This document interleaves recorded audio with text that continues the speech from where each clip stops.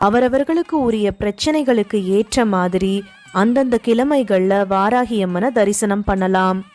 ஞாயிற்றுக்கிழமைகள்ல வாராகிய வழிபட்டால் நோய்கள் தீரும். திங்கட்கிழமையில வழிபட்டா மன சஞ்சலங்கள் நீங்கி மன நிம்மதி கிடைக்கும். வீடு நிலம் தொடர்பான பிரச்சனைகள் தீர செவ்வாய்க்கிழமைகள்ல வாராகியம்மனை வழிபடணும். கடன் தொல்லைகள் தீர புதன்கிழமை வழிபடணும். குழந்தை பேறு கிடைக்க கல்வி கேள்விகளில் சிறந்து விளங்க வியாழக்கிழமை வழிபடலாம். வெள்ளிக்கிழமை வழிபட நினைத்த காரியம் எந்தவிதமான தங்கு தடையுமின்றி நிறைவேறும்.